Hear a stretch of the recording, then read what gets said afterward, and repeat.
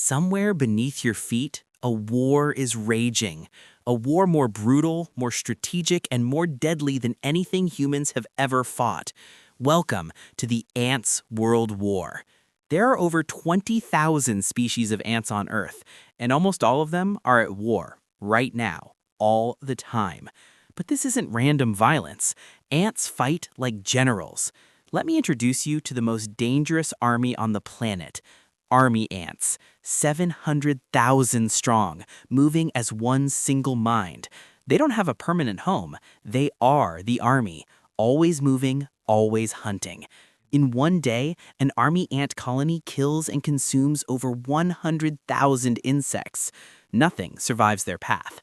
Not spiders, not scorpions, not even snakes. But army ants aren't the only warriors. Meet the leafcutter ants. Leafcutters run the most sophisticated agricultural system in nature. They farm fungus, and they will fight wars to protect their harvest. Now let's talk about the real superpower of ants: chemical warfare. Ants communicate entirely through chemicals called pheromones. One alarm pheromone can mobilize an entire army in seconds. Fire ants take this further. They spray acid at enemies. Their venom is so powerful it can kill a human baby or a small animal. And fire ants have a terrifying weapon humans barely comprehend: the living raft. When their colony floods, they lock their bodies together and float as one living island.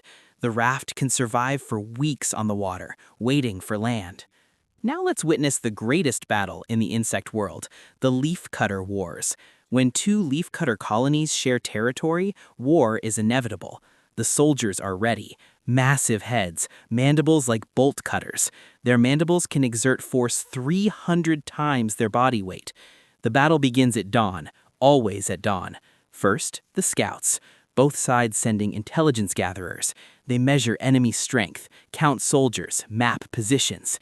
Then, the chemical signals fire, and chaos erupts. In the first minute, thousands die on both sides.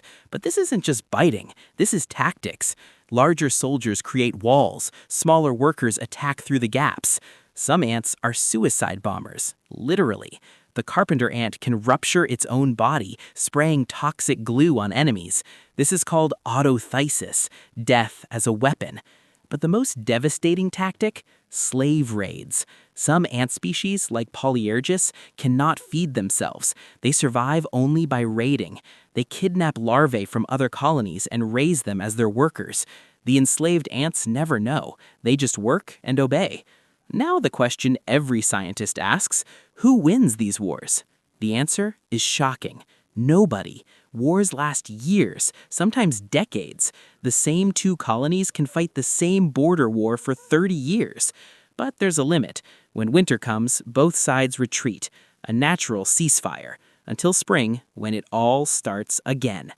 Now let me show you the greatest military achievement in ant history: the Argentine ant supercolony. One colony, 6 continents. This is the largest cooperative unit ever recorded in nature. Argentine ants from California will recognize and cooperate with Argentine ants from Japan, 6,000 miles apart. Same colony, no conflict. How? One chemical signature. All Argentine ants share it worldwide. But this creates one weakness: if you synthesize that chemical, you control them all. Scientists are studying this right now for pest control, the ultimate hack. But there's something more incredible than their warfare. Ants run hospitals, underground medical facilities. After battles, injured soldiers are carried to medical ants who treat their wounds.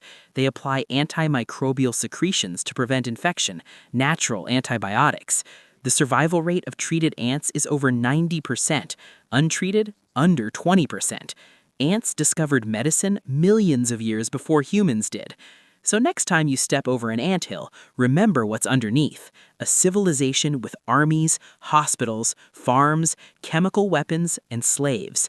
They've been doing this for 130 million years. They outlasted the dinosaurs. They'll probably outlast us, too. The ants' world war has no end. It never had a beginning, and it will never stop.